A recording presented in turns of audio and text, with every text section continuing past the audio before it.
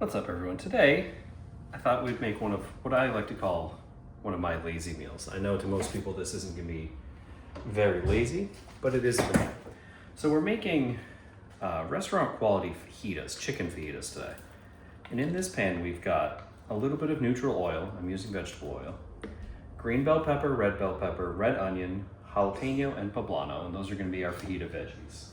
I'm going to put that on the burner and turn that on in a minute. Now I'm sure some of you have noticed that my oven is warming up, and that's for the tortillas. I'm using corn tortillas, so I'm gonna warm those in the oven. We all know the best way to warm a corn tortilla is on the grill.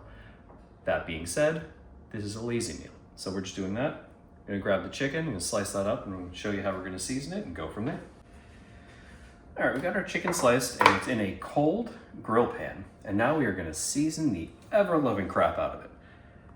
So, never under-season your chicken. We're going to season this with garlic salt. And yes, the cold pan matters. We'll talk about that in a minute. Paprika, which I need to replace because this is getting kind of low. Ground cumin. Sometimes cumin clumps and doesn't like to come out, so you really gotta, sometimes you gotta hit the bottles and go with it. Now you'll notice the way I'm doing this also, there's a lot that's hitting the pan, it's not hitting the chicken. That is also partially intentional. There's some parsley. And now we're gonna do some red pepper flakes for a little bit of spice, but the main spice is actually gonna come from a dark chili powder. A little bit of oregano. If you have Mexican oregano, great. If not, Greek oregano is fine, just not as much of it, because it's a slightly different flavor. Some fresh cracked pepper.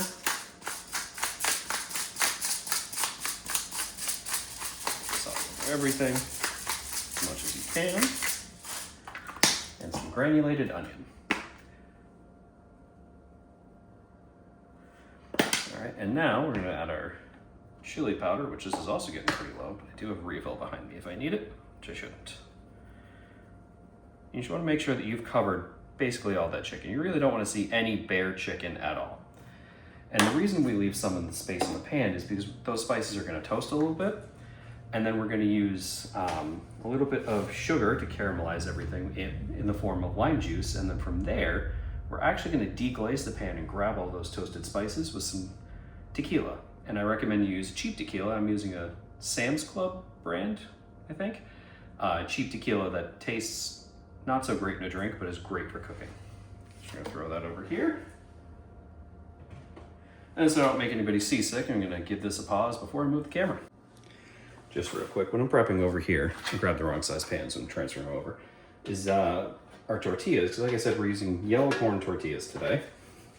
And we want these to be heated in the oven because they're easier to work with, and you don't really want a raw corn tortilla. It's not a pleasant experience.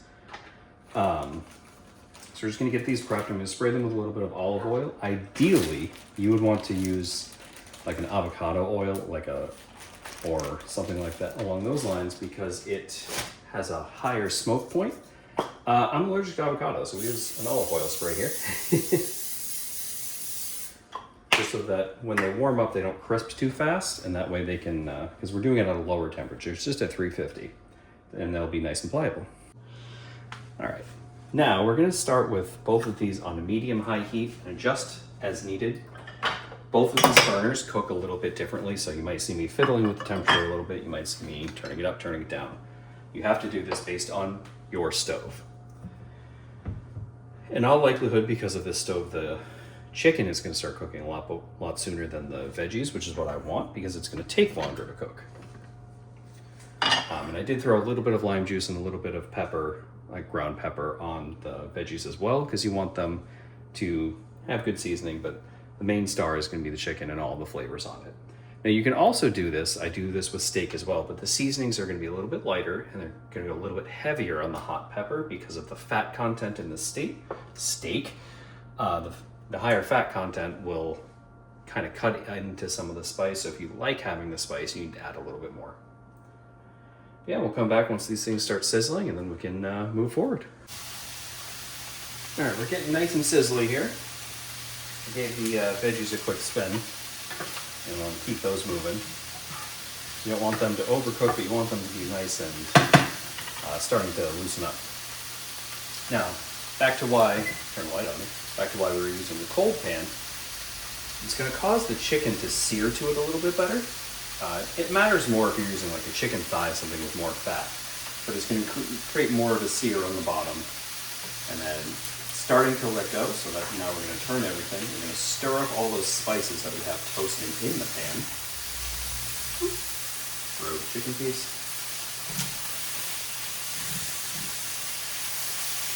As you can see, it's starting to brown a little bit on the bottom. Some of my cuts were apparently terrible, so they didn't go all the way through. So, ignore that, do better. And you can see some of the toasted bits of spices. And if you're standing here, you definitely be able to smell the chili powder toasting and all that. You just want to get that all turned over. Make sure it gets all evenly cooked, because we are going to be adding the lime juice pretty soon, and then we'll deglaze the pan if anything stuck to it with tequila. Now this is a fairly new non-stick grill pan, so I don't get a whole lot of issues with things sticking to it, which almost works against it in this meal, but still pretty good. Now because those things are starting to sizzle, throw our tortillas in on the top rack. And those aren't going to cook for very long, because you just want to be warming them up. You don't want to be like frying them or overcooking your tortillas, because then everyone's going to have a bad day. Let that go for a couple more minutes. Now this is something, part of the reason I call this a lazy meal is from the cutting board to the plate. If I'm not talking like I am right now, it's a grand total of 20 minutes. Because you cook it on high heat pretty quickly. The veggies you're going to cook to your liking. Said before in the channel, we like our veggies a little less cooked than a lot of people. So you're just going to do that to your specifications. Chicken, obviously, you need to make sure that is 100% cooked through. You don't want to be sending any guests or family members sick.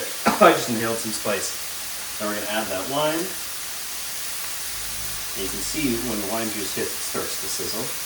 Now, I'm going to do juice of a whole lime. I would normally add a little bit more, but add a little bit less chicken in this package, so.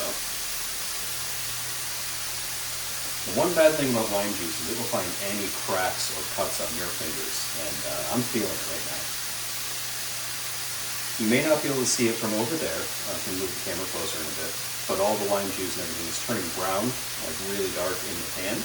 And that's the toasted sugars that you really want to caramelize throughout everything. If you want to get extra, you can grill the lime in there as well, but like I said, we only have one, so it's not really going to do much. Turn the veggies down. Onions are starting to get translucent. Give all this a nice spin. And get all that nice limey goodness. You can see it's getting kind of dark on the bottom from where the lime juice was. You want to wait till right before it's done. So you'll see, like, I'm using a silicone spatula specifically because A, it's more sanitary, and B, if you can start to push through and slice through that chicken with a silicone spatula, it's basically done. So what we're going to do now is we're going to add that tequila. You can see all those spices that were toasted in the cracks of this pan really starting to lift up. And that's one of the secrets to restaurant fajitas, is they're deglazing their pans with an alcohol that's going to cook off, so you're not serving anyone any boozy chicken. It's completely cooking off, but it's releasing all those nice toasted spices, all those flavors from the pan. Toss that around, and that's how you also get the nice juicy chicken that they always serve with these. And the last thing you're going to do is you're going to toss in some cilantro. The cover on this is busted. If you have fresh cilantro, that's always better. I don't, so that's what we're using. You can toss all that around, and you can wait for that cilantro to toast just a bit, just like everything else. And there we have it. You'll assemble these on your tortillas with whatever toppings you like. Obviously, I'm using some Mexican cheese and sour cream, because I don't have any like true lime crema. I'm using the sour cream in place of that. Some Mexican cheese.